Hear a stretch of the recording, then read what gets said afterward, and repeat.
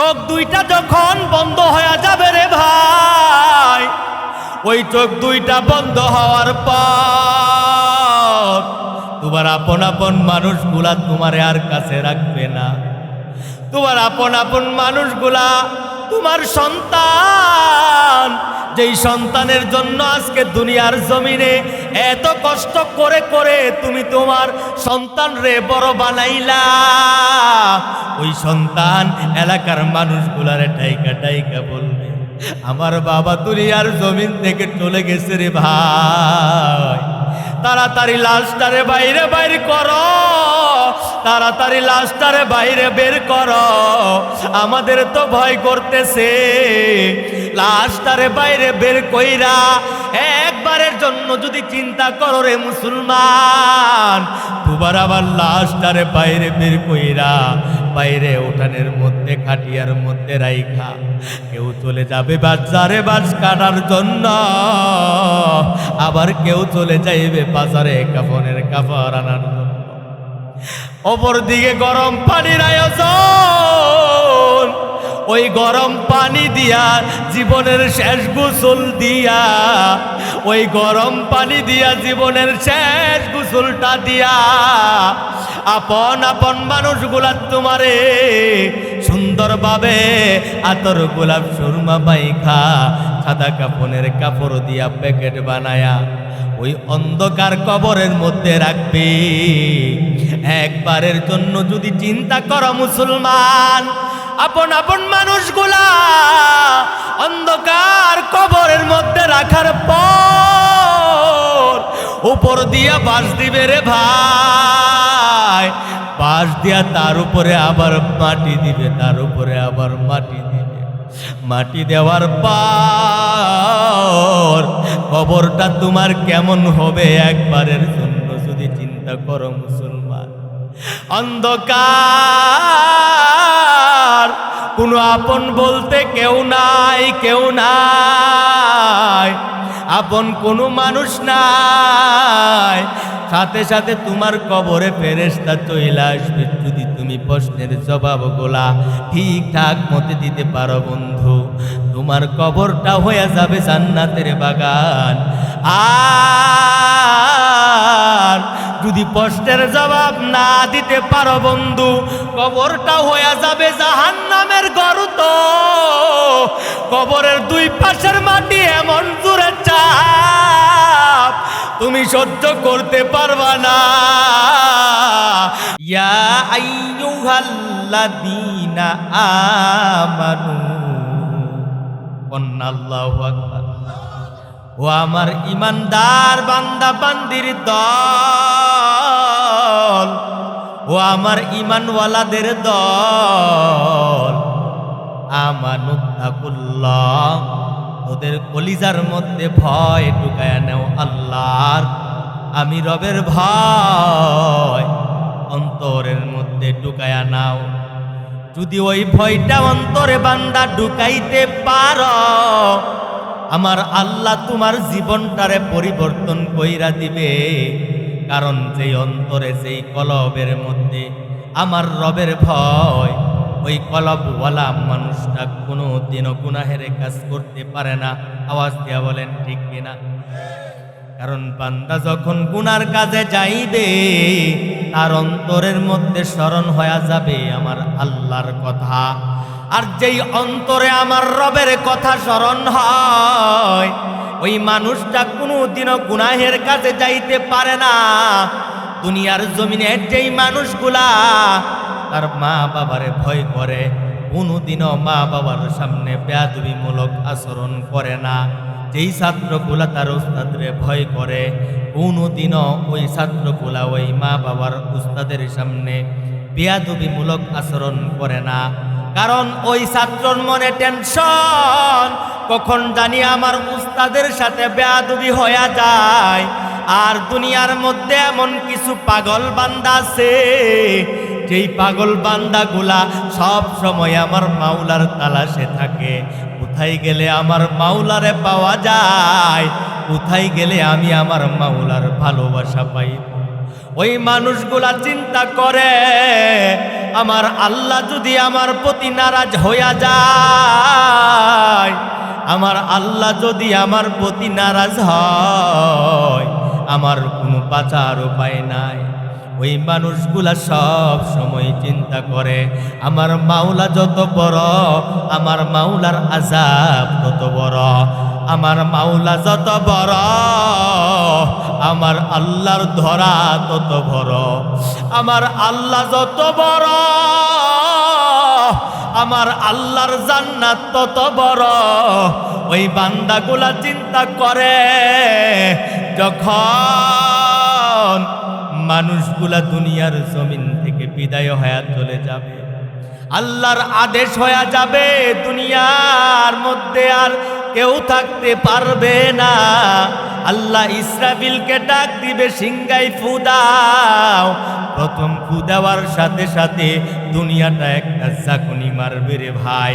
আমার আল্লাহ কোরআনে কয় ইদা জুলজিলাতিল আরদু জিলজালাহা, এমন ভাবে দুনিয়াটা একটা ঝাঁকুনি মারবে, আসমানগুলা কাঁপতে থাকবে, জমিনগুলা কাঁপতে থাকবে, এমন ভাবে ঝাঁকুনি মারবে, মনে হয় ভূমিকম্প যখন হয় মানুষগুলা পাগল হয়ে যায়।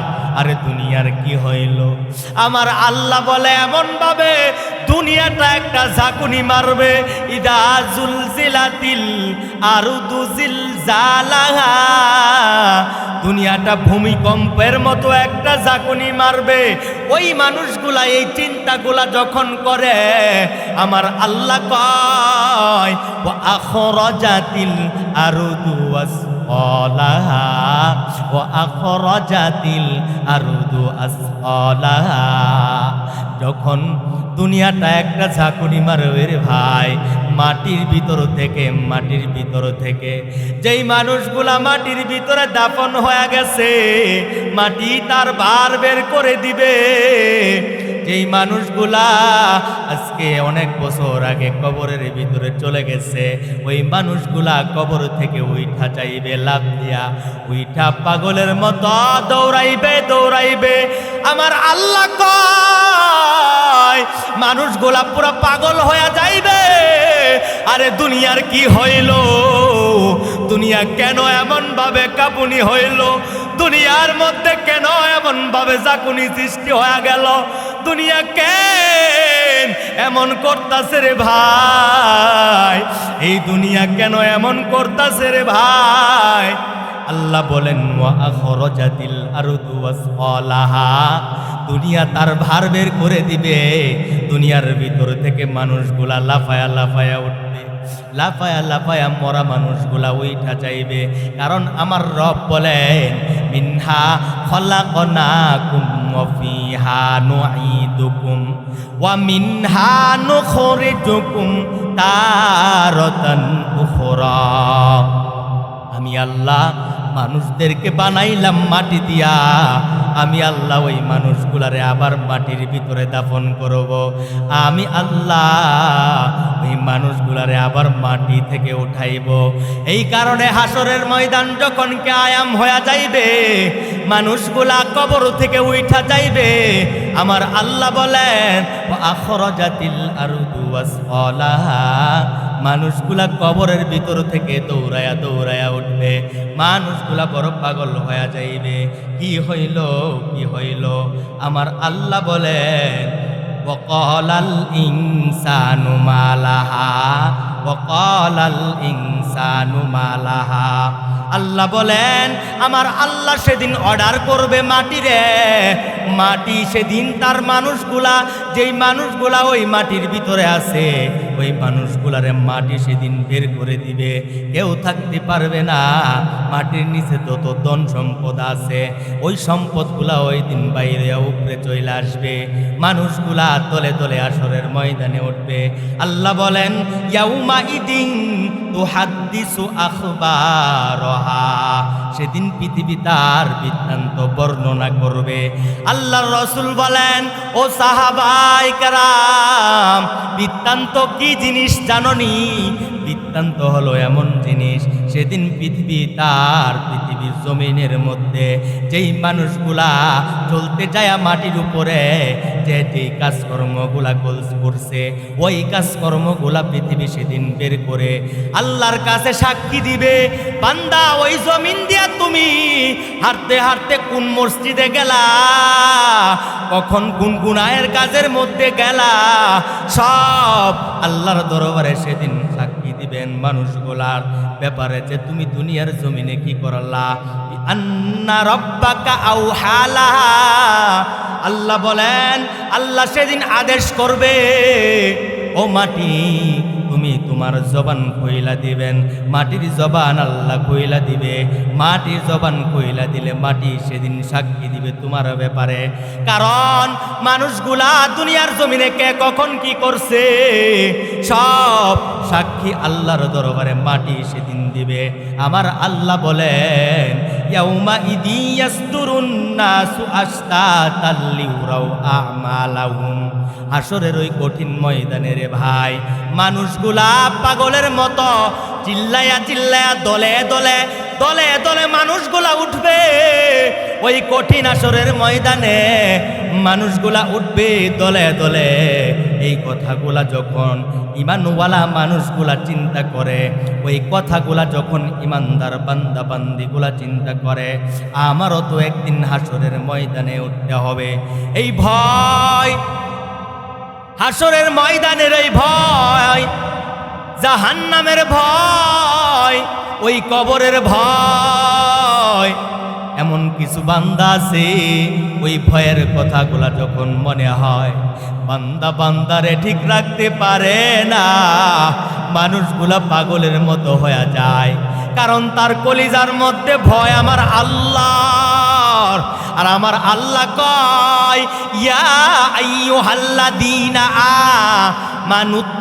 আমানুত্তাকুল্লাহ, বন্ধু তোমার অন্তরের মধ্যে আমার রবের ভয় ঢুকায়া নাও।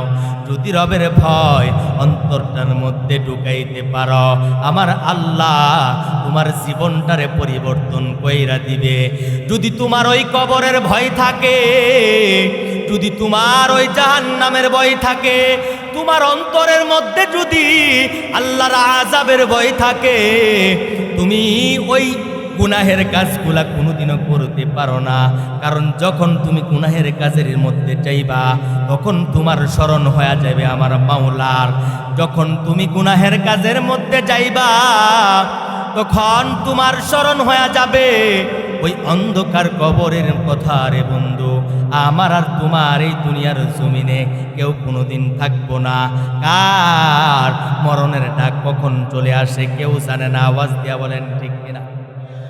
কেউ জানি আমরা কখন যে মরণের ডাকটা চলে আসবে?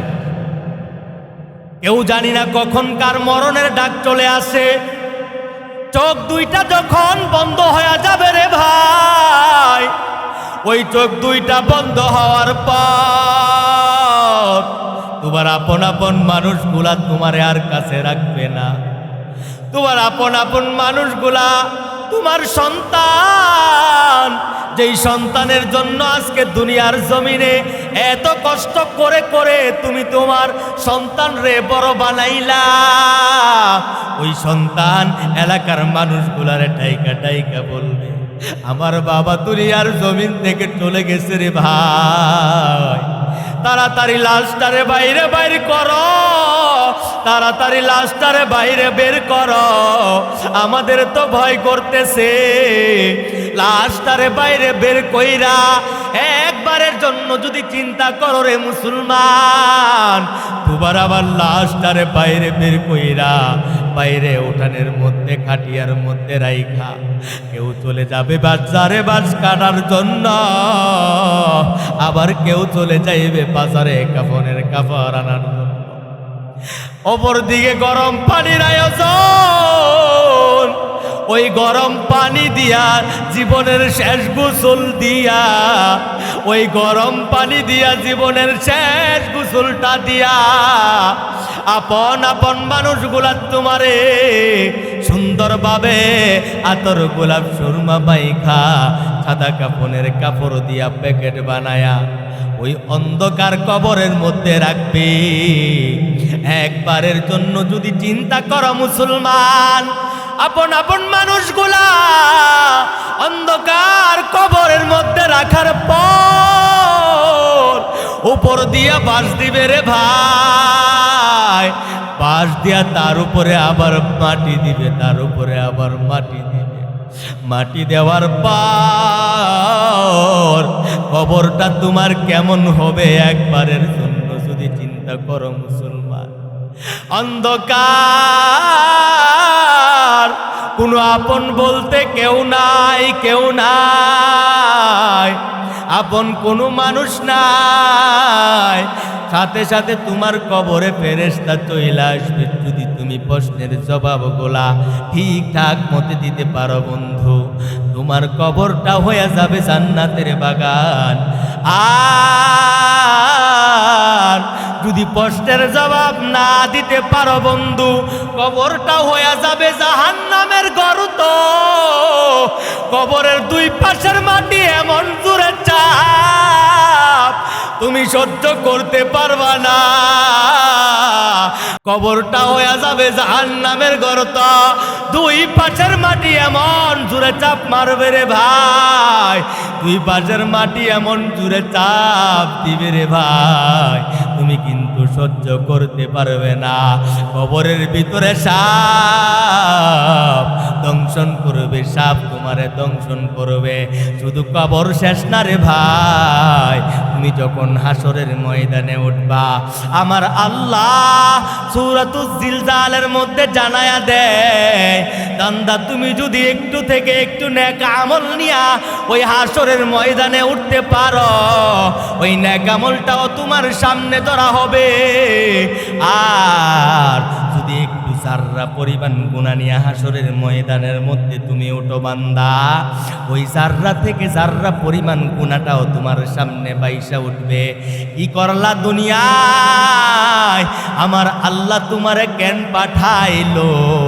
আর দুনিয়ার মধ্যে যাইয়া বান্দা আমার মাওলারে ভুইলা দুনিয়ায় তুমি কি করলা, কি করলা?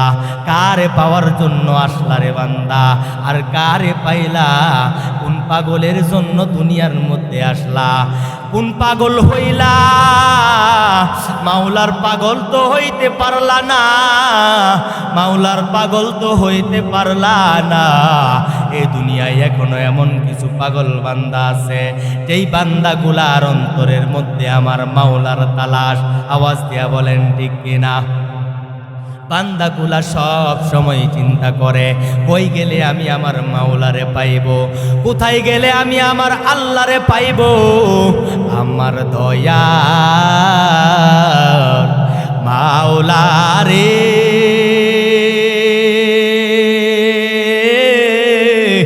আমার দয়ার মাবুদ, কোথায় গেলে পাইব তোমার ঠিকানা, কোথায় গেলে পাইব তোমার ঠিকানা। আমার দয়ার মাওলারে,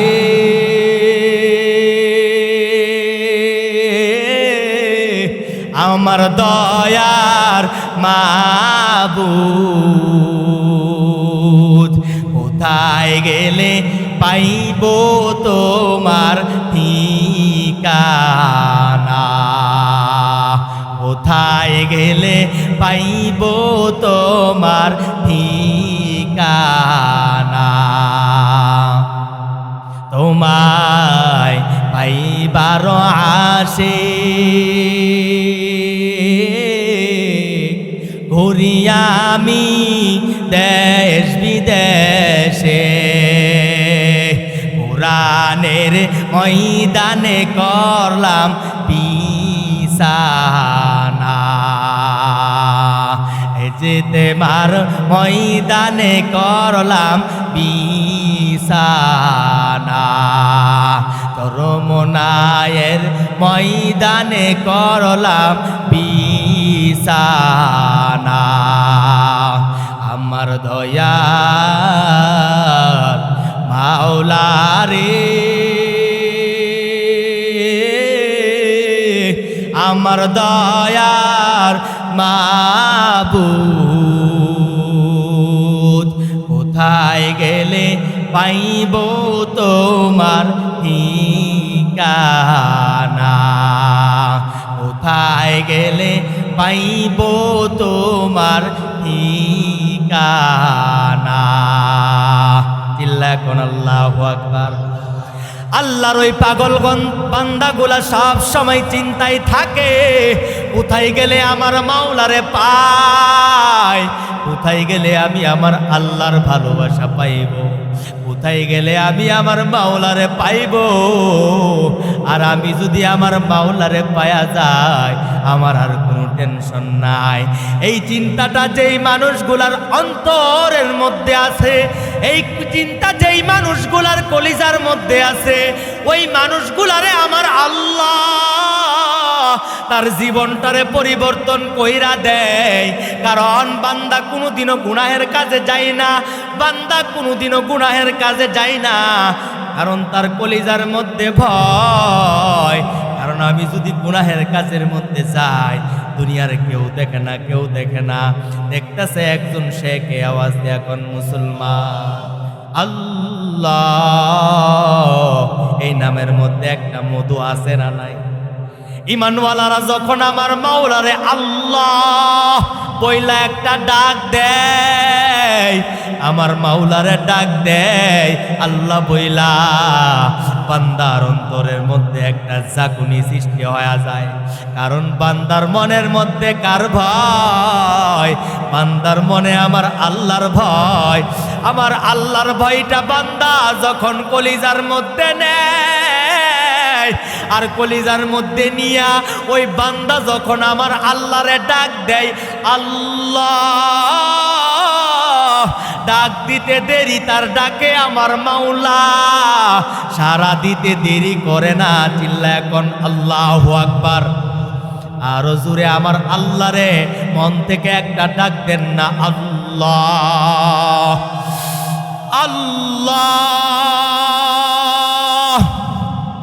এমন ভাবে আল্লাহর ভয় বান্দা অন্তরের মধ্যে নিয়া যখন আমার মাওলারে ডাকে ওই বান্দার অন্তরে আর কোনো দুনিয়ার লোভ থাকে না ওই বান্দার দুনিয়ার কোনো গুনাহের কাজের মধ্যে আর মন যায় না কারণ তার মনের মধ্যে ভয় আমার আল্লাহর এই জন্য আল্লাহ তারে গুনাহের কাছ থেকে ফিরাইয়া দেয় হযরত ওমর মসজিদে নববীর মিম্বরে বৈশা বয়ান করতেছেন আর যুবক সাহাবীরা ওমরের বয়ান শুনতেছেন ওমর বয়ান করেন ও যুবক তোমাদের কলিজার মধ্যে যদি আমার আল্লাহর ভয় নামক মেডিসিনটা ঢুকাইতে পারো আর আমার আল্লাহর ভয় কলিজার মধ্যে নিয়ে যদি মরতে পারো আমার আল্লাহ তোমার জন্য পুরস্কার হিসাবে রাখছেন জান্নাত এই কথা বইলা যুবকগুলা জুড়ে চিল্লায় বলতেছে সুবহানাল্লাহ আল্লাহর ভয় অন্তরের মধ্যে নিয়ে মরতে পারলে আমার আল্লাহ আমার জন্য আপনার জন্য পুরস্কার হিসাবে রাখছেন জান্নাত আর জুরে কন্যা সুবহানাল্লাহ এমন ভাবে ওমর বয়ান করে আর অনেকগুলা যুবক ওমরের বয়ান শুনতেছেন বয়ান শুই না যখন বাড়ির দিকে রওনা এক যুবক শয়তানের এক চক্রের মধ্যে পড়িয়া সুন্দর এক মহিলা যুবক তারে ডাইকা এক ঘরের ভিতরে নিয়া দরজা জানালাগুলা সব বন্ধ কইরা দিল বন্ধ করার পর এবার যুবকরে অফার করতেছে রে যুবক এই দুনিয়ার জমিনের কেউ দেখবে না দরজা জানালাগুলা সব বন্ধ। তুই তোর মনের চাহিদাটা পূরণ কইরা নে। যুবক শয়তানের ধোঁকার মধ্যে পড়িয়া যখন ওই মহিলার সাথে জিনার কাজে লিপ্ত হবে রে ভাই, তখন তার অন্তরের মধ্যে স্মরণ হয়ে গেল ওই মসজিদে নববীর মিম্বরে বৈশা ওমর কত সুন্দর বয়ান শুনাইছিল। যদি আমার অন্তরে আমার আল্লাহর ভয় নিয়ে আমি মরতে পারি, আমার জন্য রয়েছে জান্নাত। আমি কিভাবে গুনার কাজটার মধ্যে লিপ্ত হই? আমার দরজা জানালাগুলা দুনিয়ার সব বন্ধ, দরজা বন্ধ, জানালা বন্ধ, কেউ দেখে না, কেউ দেখে না। একজন দেখতেছে, সে কে? যুবক এমনটা চিন্তা করলো, দুনিয়ার জমিনের কেউ দেখতেছে না, আমি এই সুন্দরী মহিলার সাথে জিনার কাজের মধ্যে লিপ্ত হয়ে যাব না। আজকে দুনিয়ায় দরজাটা বন্ধ, জানালাটাও বন্ধ, কেউ দেখে না, কেউ দেখে না। কিন্তু আবার যে বানাইছে, আবার যে সুন্দর করে বানায় এই দুনিয়ার জমিনে পাঠাইল, ওই মাওলার দরজা তো খোলা। ওই মাওলা তো দেখতেছেন আমি কেমনে জিনের কাজের মধ্যে আমি লিপ্ত হই। এই কথাটা চিন্তা কইরা যুবক এবার ঘরের দরজাটা খুইলা উপর দিকে তাকায়া যুবক কান্না করে চিল্লায়, গলা কাটা মুরগির মতো যুবক চিল্লায়। আর যুবক দৌড়ায়, বাড়ির দিকে দৌড়ায়। না না, কেমন কইরা আমি ঘরের ভিতরে চাইলাম? আমার যদি হাসরের ময়দানে আমার আল্লাহ আমার ডাক দিয়া কয়, ও যুবক, তোরে আমি এত সুন্দর করে বানাইছিলাম, তোরে এত মায়া মোহাব্বত দিয়া আমি আল্লাহ বানাইছিলাম, তোরে আমি আল্লাহ এত সুন্দর এত দামি কইরা আমি আল্লাহ বানাইছিলাম। ওরে যুবক, তোর চেহারাটা আমি মাওলা নিজের হাতে সুন্দর করে বানাইছিলাম। এত কিছু যুবক তোর লাগি করলাম আমি আল্লাহ। আমার আল্লাহর জন্য তোর দিলে কি মায়া নাই? তোর দিলে কি একটু মায়া নাই? যে রব আমারে বানাইছে, ওই রবের দরবারে আমার হাজির হইতে হবে। এমন কথা যুবক চিন্তা করতেছেন, চিন্তা কইরা দৌড়াইতেছেন যুবক আর বাড়ির দিকে রওনা। বাড়িতে যাওয়ার পর বাড়িতে যাইয়াও যুবক পাগলের মতো কান্দে আর চিল্লায়, আমার আল্লাহ কি আমারে মাফ করবেনি? আমি যে বড় ভুল করে ফেললাম। এই কথা বইলা কান্না করে যুবকের বাবা ডাক দিয়া বলতেছে, ও সন্তান, কি ব্যাপার? এমন ভাবে কেন তুমি পাগলের মতো চিল্লাইতেছো? এই কথা বলার পর যুবক এবার বাবারে ডাইকা ডাইকা বলে, ও বাবা, আমি রাত্রেবেলা ওমরের দরবার থেকে আসার পথে এমন বড় একটা গুনাহের কাজের মধ্যে লিপ্ত হয়ে গেছিলাম, কিন্তু আমার আল্লাহর ভয় আমারে ওই গুনার কাজ থেকে ফিরায় আনছে। ও আল্লাহ, আমার আল্লাহ কি আমারে মাফ করবে কি না, এই ভয়টা এখনো আমার অন্তরে কাজ করতেছে। এমন ভাবে চিল্লাইতে চিল্লাইতে যুবক এক অবস্থায় তার কলিজাটা ফাইটা যুবকটা দুনিয়ার জমিন থেকে বিদায় হয়া অন্ধকার কবরের মধ্যে চইলা গেল। যুবক মরার পর তার বাবা সন্তানের লাশটারে নিজের হাতে আখিরি গোসল দিয়া ওই সাদা কাফনের কাপড়ে প্যাকেট বানায়া সন্তানের লাশটারে কবরের মধ্যে রাইখা, ওই কবরের ভিতরে রাইখা ওই ফজরের নামাজে মসজিদে নববীর মধ্যে হাজির। এবার ওমর নামাজ শেষ কইরা পিছন দিকে তাকায়া সবাইকে দেখা ওমর ডাকিয়া ডাকিয়া বলতেছে, কই আমার ওই যুবক, যেই যুবক এশারের পর আমার সামনে বৈশা আল্লাহর ভয় অন্তরের মধ্যে নিয়া আমি দেখছিলাম যুবক বড় মন ভৈরা আমার আলোচনা শুনছিল।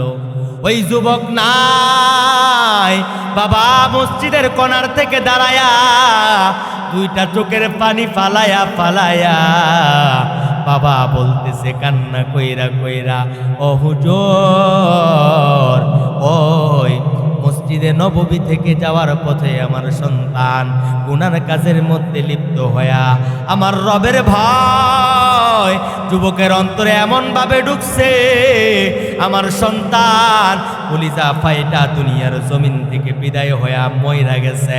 এই কথা বলার পর ওমর বলতেছেন, কি ব্যাপার, কি কনিগুলা, চলেন তার কবরে যাইয়া তার জন্য একটু দোয়া করি। তার ওই কবরের পাশে যাইয়া ওমর আমার রবের কাছে যখন দুইটা হাত উঠায়া দিছে, হাত তুইলা যখন আল্লাহর কাছে বলতেছে, ও দয়াল আল্লাহ, আর কবরটা আপনি জান্নাতের বাগান বানায়া দেন। জড়ায়া দইরা ওমর কান্না করে আর বলে, ও বাবা, আপনার সন্তান নিশ্চিত জান্নাতি, কারণ তার কবর থেকে জান্নাতের গ্রাণ আমি ওমরের নাকের মধ্যে আসতেছে। চিল্লা এখন আল্লাহু আকবার। আল্লাহর ভয় কেমন মেডিসিন এবার চিন্তা করেন। আমার আর তোমার অন্তরে যদি আমার রবের ভয় ঢুকাইতে পারি, আমার আর তোমার কবর জান্নাতের বাগান হইতে পারে কি পারে না? আল্লাহ আমাদের সবার অন্তরে আমার রবের ভয় ঢুকায় নেক। চিল্লা এখন আমিন। আল্লাহর ভয় অন্তরের মধ্যে নিয়া কবরে যাওয়ার তৌফিক আমার আল্লাহ আমাদেরকে দান করুক। সবাই কোন আমিন। ওয়া আখির দাওয়ানা আনিল হামদুলিল্লাহি রাব্বিল আলামিন।